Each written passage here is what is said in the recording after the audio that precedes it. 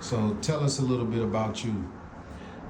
Well, I try to, do what I can for the community. I know a Mm. lot of people out here. I also hang out in Tempe a lot. I don't go to Phoenix too often.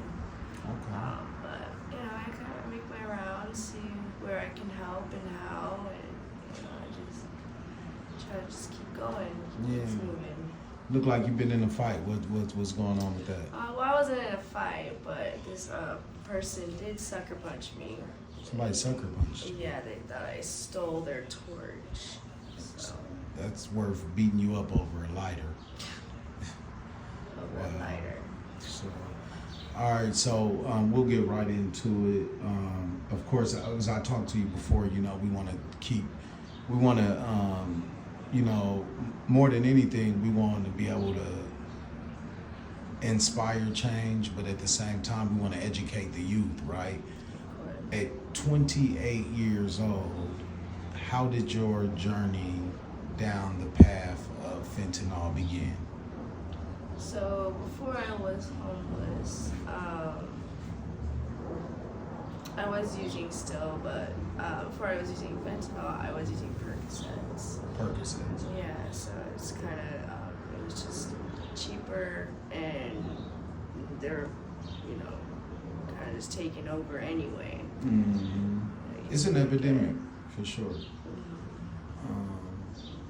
So you started off with prescription, and then you went to the street drug because it's cheaper. When you say cheaper, how much are they?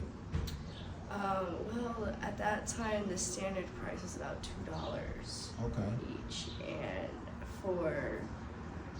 because the fentanyl pills are counterfeit Percocet 30s, Yeah. so they look exactly the same.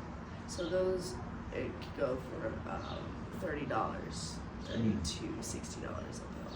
Yeah. So you saved a lot of money. Yeah, I'd say. How long have you been homeless for? I've been homeless probably a little over a year. A little over a year. How did that come about? That came about because my husband was telling lies kind of to cover his own behind. We were staying with our in-laws, and they kicked me out because they thought I was doing a bunch of stuff that I wasn't. And he got to stay. So I was actually homeless for about 7 months before he eventually got kicked out as well. And let me ask you, are you still married? I'm still married. I've been married for 5 years. Are you still in contact with him? Yes. Okay, where is he at? Right now he is in the hospital because he ended up getting an infection. He originally was in there for kidney stones, but because we are homeless, it's just hard to stay clean and to even get a shower. So he ended up getting an infection that traveled to his heart, so he almost died. Wow, that's amazing. That's really like head in head with what we're trying to do. Like I said, one of our main missions is the youth, but our second main mission is infectious disease and hygiene, because because of the homelessness, because of not being able to stay clean and everything. Have you been up there to visit him? I haven't been able to make it all the way there. He is in Banner Baywood right now, which is East Mesa, and the buses. I think there's only one bus that actually does go there, the Broadway bus. Ends up passing it, but the buses stop at Power, and so it's just sometimes hard for me to get $2 just to get a bus card. Yeah. So with give the people a little bit about your journey. Like you said, prescription, and you went to the fentanyl. How has that life been since using fentanyl? It's I'm not saying it's all bad. I've met a lot of good people on my journey, but there is a lot of struggles that are just unnecessary, and you're faced with having to pick between two evils. So it's not something that I would suggest for anybody really, and it's not for everybody. You do have to have a really good, strong Support. look on things. You have to be safe, and a lot of that is just you're not given the tools and the information on how to deal with things. Yeah, so you kind of started the fentanyl as a scapegoat, self-medicating, going through things. Yeah, and I do actually have pain disorders, so not saying that it's better than what a doctor could prescribe or suggest, but it is a lot cheaper, but it definitely is not safer. Yeah. Have you witnessed any overdoses? Yes, I have. I've actually had to call because somebody was not, we couldn't get them back.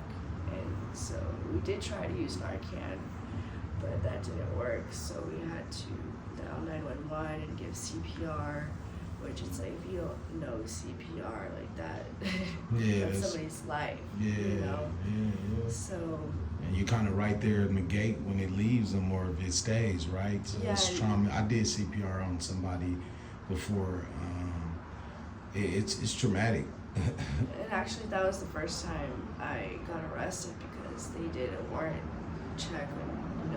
I thought it was the law that if you call for help, they can't run your name or anything.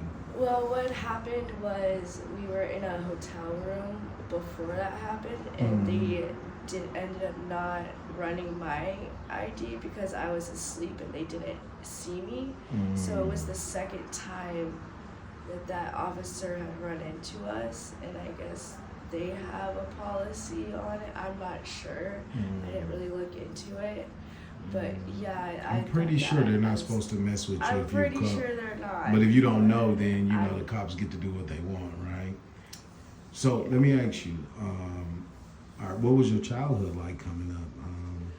Coming up, my mom was also a drug addict, so she was a single mom, and she, I already lost custody of my two older brothers, so it was just me and my younger brother. And she eventually had to, lost me because my aunt was you grew up in a foster home? Well, yes, I didn't grow up in the foster system, but I was with family. So thankfully I was able to, stick with my family and someone who I was familiar with. But, at any time the state could have just put me with a stranger. Yeah, I said drug abuse should be kind of considered hereditary too, right? You kind of live life the way you understand it till your understanding becomes better. And once you're trapped in that circle and that cycle, it seems like everybody's doing it. It isn't like somebody looks down on it or nobody's telling you not to use drugs, So what's the 5-year plan? What are you planning on doing with life? I mean, do you want to stay on fentanyl? Do you want to leave it alone? I actually in the process of finding a detox facility and somewhere that I can get help with housing. And I lost my daughter myself. She's with family right now. How old is your daughter? She's 4. What's her name? Her name's Callie. Callie? Yeah, with a K.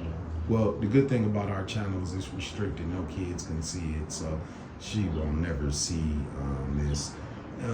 But I think even with our children, we need to get right into teaching about these things. And so you got a baby. Do you miss her? Oh, I miss her so much every day. If you could tell her anything, what would you tell her? That she's brave. I got some kids I'm away from too right now. I understand your pain. My mother was a user too, and my mom used to always tell me, I'm not doing this to hurt you. I'm not choosing this over you. It's just a big grasp on it or whatever. And with prayer and God, man, you can overcome anything, you know. Yeah. Where you're at don't define you. You know what I'm saying? Yeah. Like Yeah. where you going, it doesn't. You You're know, not your you, mistakes. yeah, yeah. I mean, you're 28 years old. You got your whole life ahead of you. I think the first step is to get some help, right? Yeah. And then staying real close to the help. Don't ever think that you're strong enough. Have you ever tried Suboxone? Yeah, I have, a couple times almost, gotten off of it. So I've gotten off of it before, but I'm telling you, if you could staying get off of if you it. could get clean for about a week and start taking the Suboxone, I'm talking about I'm talking about they really help, but you have to give them a chance to help, right? Yeah, And you have to really want it. exactly. So, do do you plan on staying with your husband, or you guys gonna try to work it out? What does he think about? Yeah, no, he also does want to get clean, and he does want to, fight to get her back. Yeah, man, that's heartbreaking. So what I always ask is, if you could talk to the 13, 12-year-old who's thinking that fentanyl will be their scapegoat because of what they're going through, what would you tell them right now? It's not an answer. It's not what you think it will be, and it's more dangerous than anything. It's probably the most dangerous drug that I've encountered. I've been able to cold turkey anything, but I struggle with this one. So what I want to ask you, though, I always want to ask this question, right? And I always forget to ask it, but it dawned on me. What is the mental process of using a drug that you know you could use and it could be your last time ever using? Your last time breathing, see, like it could take your life. Like that has to be scary in itself, right? It's scary, it is, but I also have mental health issues, so I'm schizoaffective depressive type. That's what I just did a post the other day that 80% of our fentanyl users are suffering from mental health, and we need to get them the right help. So go ahead. Yeah, I think just having a high suicidal ideation and depression, and you're just going through all the struggles that you are, it just doesn't, you just don't care. And that's very tragic. Yeah. When was the last time you used? Last time I used was probably, I'll be honest, I used today. Okay, all right. And honesty is what we ask, right? Because you can't nobody help if we don't know what's really going on, right? But we gotta get back to that baby, you know. You gotta dig deep, man. You're a pretty girl, you know. I know you could. I know, like with a cleanup and doing good, healthy, a little weight on you, or whatever. And you gotta live. We gotta live for our kids. You know, they just think about the trauma they're gonna go through if you're not here. You know what I'm saying? So, with that being said, how soon are you ready to go to rehab? Tell the truth. Is it a couple days out, or? I could probably, well, it would depend on a couple of things. I am, going through court for my daughter, so I do have a court date on June 5th, and it is over the phone.